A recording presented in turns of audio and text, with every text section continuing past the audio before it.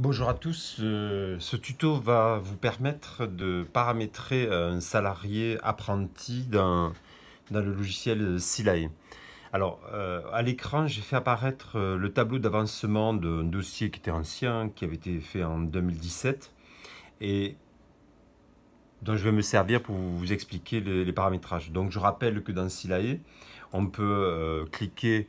Alors, vous ne voyez pas tous les onglets, mais en haut, en dessous de production, il y a un onglet fiche salarié, puis fiche société. Sur le côté, il y a des petits onglets pour les variables mensuelles et un ascenseur qui permet de sélectionner état d'avancement.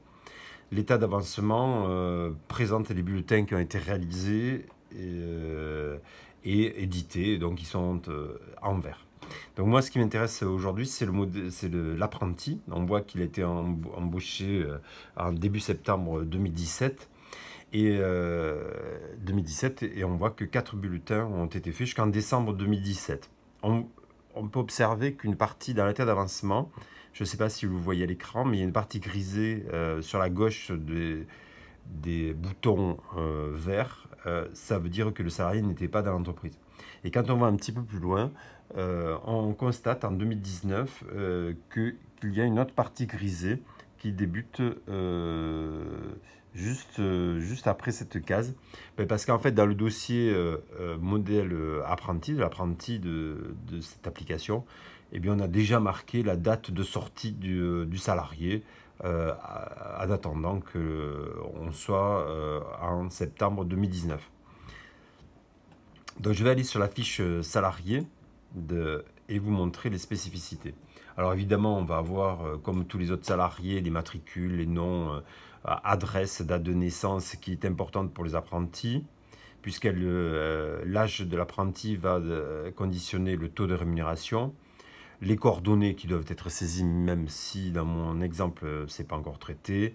Si on a des informations bancaires, on les saisit, et évidemment les dates d'entrée dans l'entreprise, et l'heure d'entrée éventuellement qui a servi aussi dans la déclaration unique d'embauche.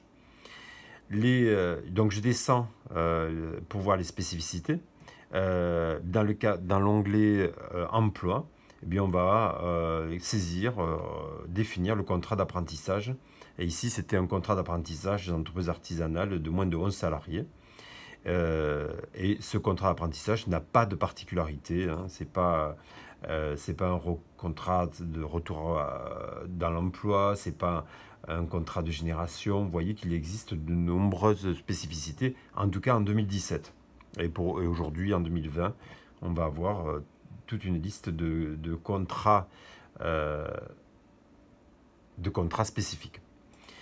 Alors, il faut faire attention de bien remplir date de signature de contrat, date de début d'emploi, date de début de contrat. Toutes ces dates peuvent être différentes, même si ici elles sont identiques. Motif de début d'emploi, hein, on sélectionne dans la liste un motif. Bon, mais voilà, en général, c'est une embauche, début d'activité pour le niveau qui vous concerne.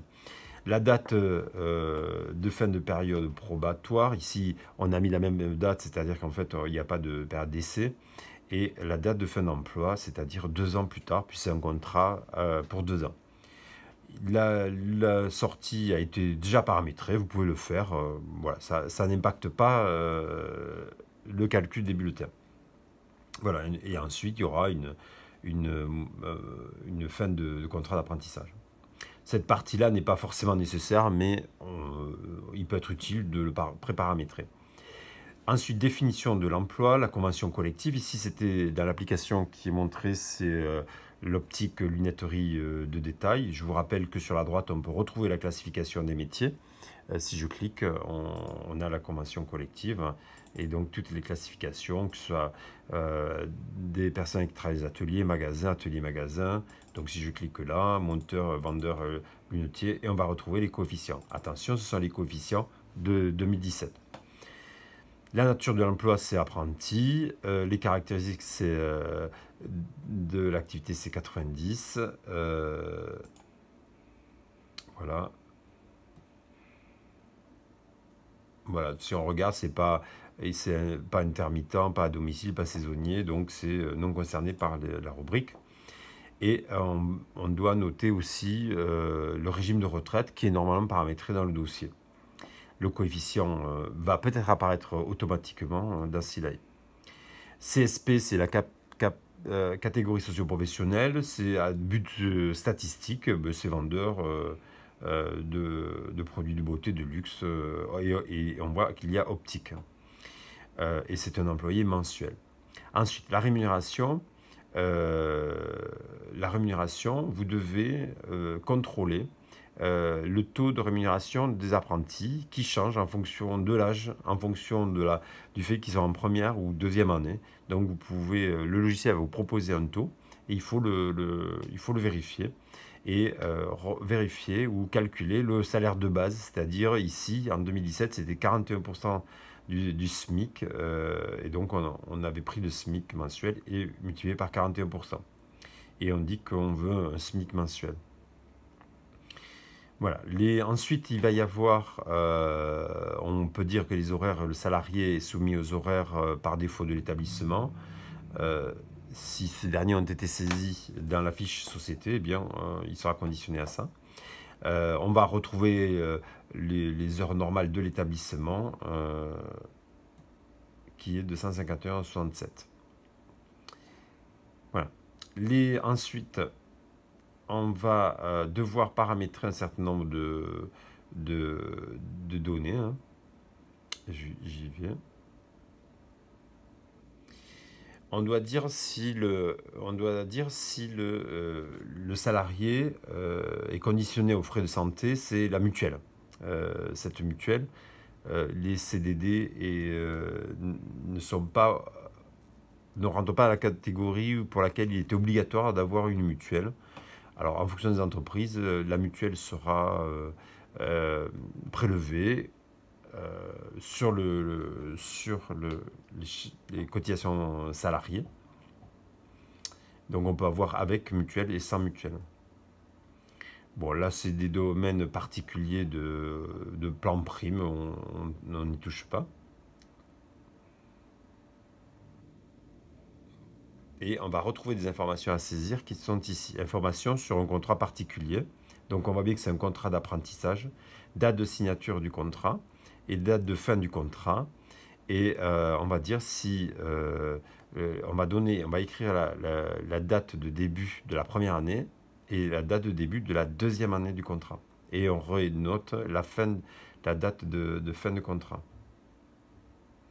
Voilà, le reste ne nous concerne pas. Et on peut aussi noter pas de majoration, puisqu'en fait, à un moment donné, dans la convention collective, il y avait une majoration lorsqu'un salarié avait un certain nombre de diplômes. Voilà, pour paramétrer correctement le dossier apprenti, eh bien, normalement, si vous avez suivi cet exemple, vous ne devriez pas avoir de problème et générer les bulletins avec des cotisations réduites. Donc, je reviens sur l'état d'avancement. On va avoir les différentes informations et en faisant F8 ou sur le côté, voir le bulletin, eh bien, on va pouvoir faire apparaître le bulletin de ce salarié avec pour particularité, on va voir le salaire de base ici à 41%, particularité pour les contrats de professionnalisation et alternance, on va avoir des cotisations extrêmement réduites. Donc ici, on voit bien qu'il n'y a dans les cotisations salariales, c'est-à-dire dans la colonne à déduire du salaire brut, on ne va retrouver que la prévoyance, tranche A, et les frais de santé si vous avez coché que ce salarié était soumis à la mutuelle. Dans mon exemple, il y avait la mutuelle, le financement de la mutuelle était pour 23 € pour le salarié et 23 €, vous ne le voyez peut-être pas sur la partie droite, pour l'employeur. L'employeur, lui, aura des cotisations aussi réduites, mais il en a un petit peu plus. Voilà, donc ici, on voit bien qu'en bas du bulletin, il n'y a pas de passe puisque c'était un bulletin de 2017 et que le prélèvement à la source n'existait pas. Voilà, j'espère que vous allez pouvoir utiliser ce tuto pour paramétrer correctement la fiche apprenti. Merci.